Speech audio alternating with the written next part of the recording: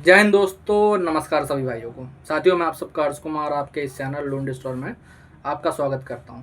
साथियों, आज ये जो वीडियो है ये थोड़ा अलग होने वाली है। थोड़ा जल्दी मुझे इस वीडियो को बनाना पड़ रहा है, ठीक है, क्योंकि आज एक ऐसी घटना ही घटी है, सच में बता रहा हूँ, ठीक है। साथियों, एक हमसे हमारे एक सब्सक्राइबर जुड़े, ठीक है। तेलंगाना के वो रहने वाले हैं, ठीक है। तेलंगाना में हैदराबाद में एक जगह है पता नहीं रेड्डी करके ऐसे कोई जगह है। एग्जैक्टली मेरे को याद नहीं था, मैंने कॉल पे उन पर पूछा था। तो वहाँ के वो रहने वाले हैं। उनके साथ एक ऐसी घटना घटी जिसको मैं आप लोगों को बताना चाहूँगा कि आप लोगों को उससे 100% अपने दिमाग में उस घटना को डाल देना चाहिए। कभी भी सेटलमेंट करने से पहले, कभी भी किसी रिकवरी एजेंट से बात करने से पहले, कभी भी किसी कलेक्शन मैनेजर से बात करने से पहले। तो आज मुझे कॉल आया। कॉल पे मैंने उनसे बात करी, उन्होंने अपॉइंटमेंट वगैरह बुक करी थी। तो मैंने उनसे बात वगैरह करी। उन्होंने मुझे बताया कि सर अभी अभी मुझे थाने से फ़ोन आया है और वहाँ पर मुझे बुलाया जा रहा है, बोला जा रहा है कि आपके नाम का वारंट इशू हुआ है, ठीक है। आपके नाम का वारंट इशू हुआ है, आप मुझे यहाँ पर आके वारंट रिसीव करिए, बात करिए, ठीक है। तो मैंने बोला, पहले तो मुझे लगा कि हो सकता है कोई रिकवरी वाला मजाक कर रहा हो, या फिर कई बार करते रहते हैं एक्चुअली इवेंट मजाक वगैरह, ठीक है। तो मैंने चेक करने को बोला कि भाई साहब इनका नंबर वगैरह चेक करिए आप, ट्रू कॉलर और बाकी सारी जगह पे, ठीक है। तो उन्होंने बोला हाँ भाई यहाँ पर भी शो हो रहा है। तो मैंने एक बार उनसे बात करी। मैंने बोला कि जी क्या बात है। तो उन्होंने बताया कि जी सेक्शन 25 का जो है वो इनके नाम का बेलेबल वारंट इशू हो चुका है, ठीक है। इनके नाम का बेलेबल वारंट इशू हो चुका है। ये आए, अपना वारंट रिसीव करें, अपने घर चले जाएं, ठीक है। आके यहाँ पर जो भी है साइन वाइन करके जाना, अपना वारंट लेके चले जाएं, कोई दिक्कत वाली बात नहीं है।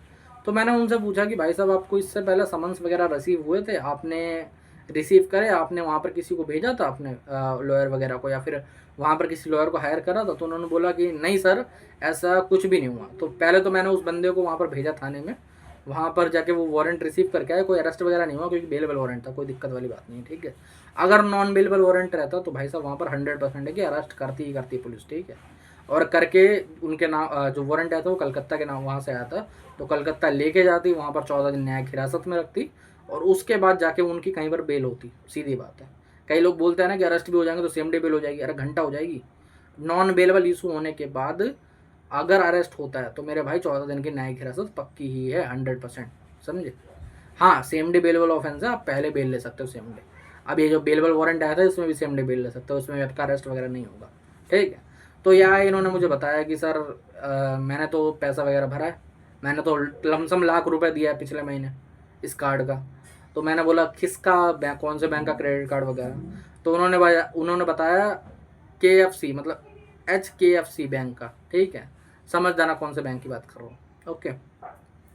तो इन्होंने बोला कि भाई साहब उस बैंक का मेरा क्रेडिट कार्ड था, मेरा कुछ लोन्स वगैरह भी चल रहे थे, तो मेरे पास पैसा वगैरह आ नहीं पा रहा था। लेकिन हुआ क्या कि मुझे लमसम 2-2.5 महीने पहले की बात है, मुझे प्री कॉग्निजेंस का समन रिसीव हुआ, ठीक है। मैंने बोला प्री कॉग्निजेंस का आपको समन रिसीव हुआ, तो आपने क्या वहाँ पर अपने लॉयर को भेजा या फिर वहाँ पर कोई लॉयर वगैरह हायर करा? कह रहे नहीं सर, मैं डर गया था बहुत ज़्यादा, तो बैंक का जो मैनेजर था उसका नंबर था मेरे पास, कलेक्शन मैनेजर का, तो मैंने उसे कॉल वगैरह करा, तो उन्होंने मुझे डील दी, एक सेटलमेंट की डील दी, ठीक है। उन्होंने बोला कि भाई साहब तुम्हारा जो क्रेडिट कार्ड बन रहा है वो 4.5 लाख रुपए या फिर 4,80,000 रुपये बन रहा है लमसम, ठीक है। हम आपकी सेटलमेंट मात्र 1 लाख रुपये में कर देंगे, ख़त्म करेंगे कहानी यहाँ पर, ठीक है। अब हुआ क्या, ये बंदा बेचारा, वो ये कोर्ट केस में कोई आम इंसान पढ़ना नहीं चाहता। और एक तो दूसरी बात है IT सेक्टर से है, आपको पता ही MNC की हालत क्या है। जो भाई IT सेक्टर से होगा ना, उसको पता होगा कि एक दिन अगर छुट्टी मार लेता है तो बॉस कैसा चिल्लाता है, कुत्ते की तरह एकदम भौंकता है, समझे? तो इन्होंने सोचा कि यार लाख रुपए की बात है, कहाँ मैं कोर्ट में लॉयर करता फिरूंगा, कहाँ पर क्या सारी चीज़ें करूँगा। मैं एक काम करता हूँ, मैं सेटलमेंट ही कर लेता हूँ। तो हुआ क्या, पहले तो इनको है ना घर पे आके एक रिकवरी वाला एक सेटलमेंट लेटर दे के गया, उस पे इनके साइन लिए और आ गया। उसको पेमेंट वगैरह पहले तो रिकवरी वाले को देनी थी, लेकिन रिकवरी वाले को नहीं दी गई। उन्होंने बोला कि मैं किसी के हाथ में नहीं दूंगा, मैं जाके एक काम करता हूँ, आप मुझे ऑनलाइन पेमेंट का वो दे दो स्लॉट, मैं उस पर कर देता हूँ।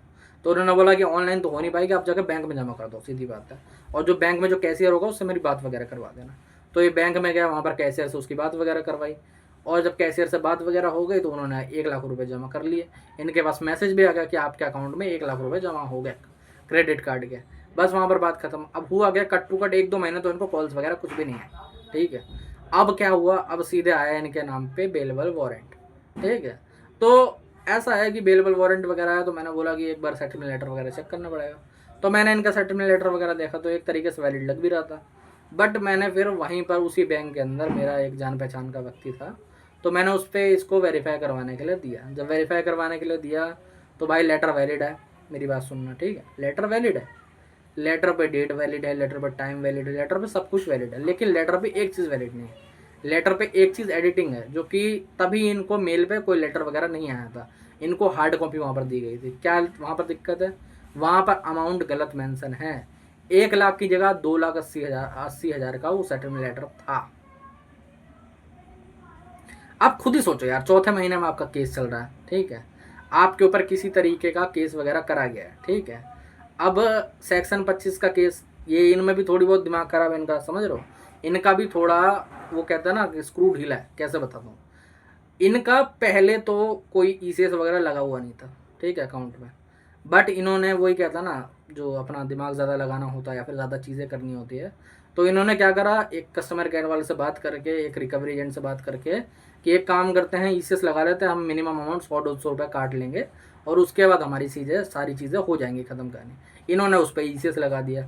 अब हुआ क्या कि मैं वैसे तो बैंक को टोटल अमाउंट करने के वो नहीं होता, ठीक है, वो एक मिनिमम अमाउंट ही कर सकते हैं, लेकिन कुछ पर्टिकुलर बैंक में वैसा नियम लागू नहीं होते, तो उन्होंने टोटल अमाउंट पे ईसीएस हिट कर दिया होगा, ईसीएस हिट करा तो सेक्शन 25 का नोटिस भेज दिया, समझे।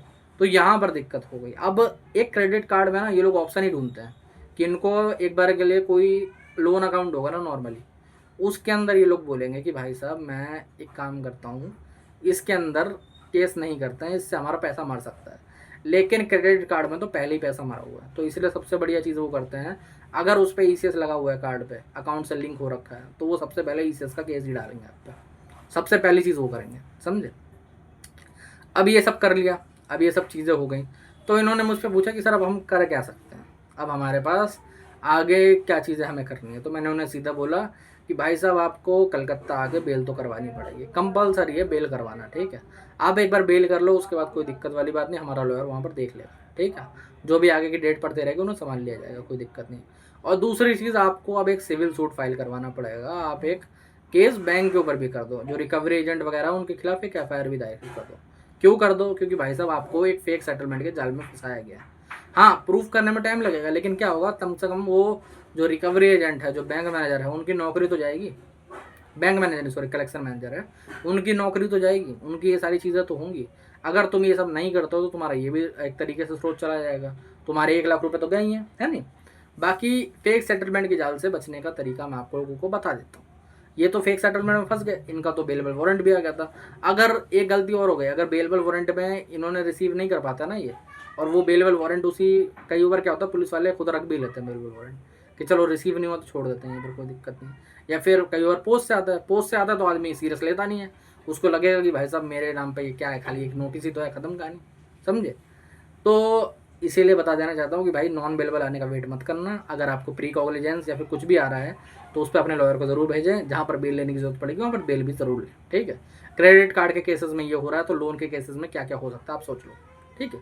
वैसे ज़्यादा तो कुछ नहीं होगा, अगर आपने चेक दे रखा होगा तो चेक बाउंस का कर सकते हैं, ईसीएस तो लगा ही होता तो ईसीएस बाउंस का तो एक रहता है ये केस, ठीक है।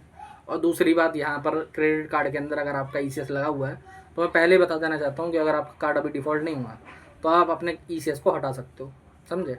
डिफ़ॉल्ट होने के बाद हटाओगे तो दिक्कत है, डिफ़ॉल्ट होने से पहले हटाओगे तो कोई दिक्कत नहीं है, फिर आगे चल के आप पे कोई केस बन ही नहीं पाएगा, समझे। तो दिमाग यूज़ करो और बढ़िया रहो, इनकी तरह पागलपंती मत करो। अब एक सही सेटलमेंट कैसे होता है मैं बता देना चाहता हूँ। देखो, एक सेटलमेंट एक चीज़ होती है कि पहली बात तो 2 लोगों को एग्री करना चाहिए, एक जो रिकवरी वाला एग्री कर रहा हो, जो एजेंसी वाला एग्री कर रहा हो, और आप एग्री कर रहे हो, ठीक है, दोनों एग्री करेंगे तो उसके बाद आपको सीधा बोलना है कि भाई साहब 10 दिन बाद की डेट वाला सेटलमेंट लेटर मुझे ईमेल पे भिजवा दीजिए, ठीक है। ईमेल पे अगर आपको लेटर आ जाता है, अगर वो बोले कि नहीं आप पेमेंट कर दो उसके बाद लेटर आएगा, तो आप बोलो कि जो गाली आती है वो सबसे गंदी गाली आती है वो दे दो, खत्म कहानी, क्योंकि ये लोग फ्रॉड करने की ट्राई कर रहे हैं आपके साथ, समझे। या फिर अगर आपको व्हाट्सएप पर भेजा जाए, व्हाट्सएप पर सेटलमेंट लेटर भेजा जाए, तब भी आप गंदी गाली दे सकते हो, कोई दिक्कत वाली बात नहीं, क्योंकि वहाँ पर भी 100% फेक होता है। आपको क्या करना है, उसके बाद सिंपल तरीके से उसको वेरीफाई करवाना है। उसका प्रिंट आउट निकलवा सकते हो, किसी भी बैंक की ब्रांच में जा सकते हो, फिर एनबीएफसी है तो आप कस्टमर केयर को वो भेज सकते हो, ठीक है। कस्टमर केयर को भेज के वहाँ पर कंफर्म करवाओ, एक मेल की हार्ड कॉपी आपके पास रहेगी, हार्ड कॉपी पे साइन जरूर करवा लीजिएगा ब्रांच मैनेजर के, ठीक है। उसके बाद ऑनलाइन तरीके से आपको पेमेंट करनी है, किसी के हाथ में पैसा नहीं देना, सेटलमेंट से पहले पैसा नहीं देना, बस फिर कोई दिक्कत वाली बात नहीं है, ठीक है।